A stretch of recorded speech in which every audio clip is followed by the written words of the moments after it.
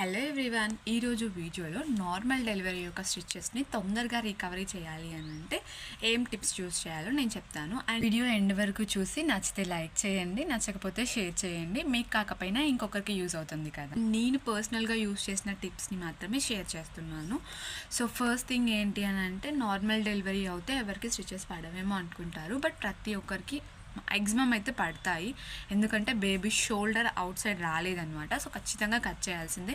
So person to పర్సన్కి బేబీని బట్టి 1, 2, 3, 4 అలా పడతాయి. సో నాకు 3 స్టిచెస్ పడ్డాయి.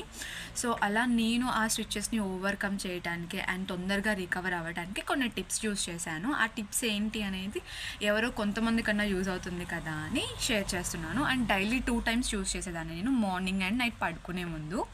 సో మార్నింగ్ బాత్ చేశాక, బాత్ టైంలో ఏంటి అని అంటే, ఒక టబ్లో హీట్ వాటర్ వేసి దాంట్లో ఒక 5 మినిట్స్ కూర్చునేదాన్ని అనమాట. స్టిచెస్ ఎక్స్పోజ్ అవ్వాలన్నమాట ఆ వాటర్కి.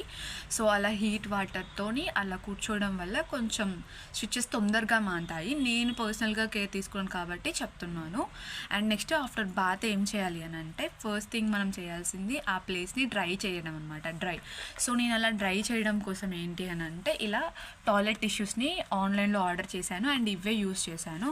సో ఇవి నాకు ఎట్లా హెల్ప్ అయ్యాయి అని అంటే, వాటర్ ఈజీగా అబ్జర్వ్ అయ్యాయి అనమాట. సో కొంచెం కూడా వాటర్ లేకుండా ఆ ప్లేస్ చాలా డ్రై అయిపోయింది.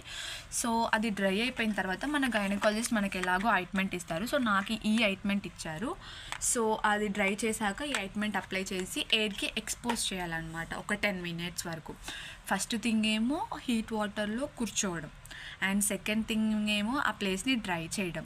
డ్రై చేసిన తర్వాత థర్డ్ థింగ్ ఏమో ఆయింట్మెంట్ అప్లై చేయడం.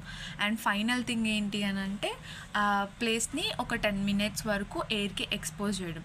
సో ఇదే దాన్ని నేను 2 టైమ్స్ అనమాట, డైలీ 2 టైమ్స్ ఇలా రిపీట్ చేశాను. సో 10 డేస్లో ఆల్మోస్ట్ నా స్టిచెస్ అన్నీ పోయాయి అండ్ ఈజీగా రికవర్ అయ్యాను. అండ్ పెయిన్ కూడా ఏం లేకుండే. సో ప్రజెంట్ కూడా ఇప్పుడు ఓకేనే.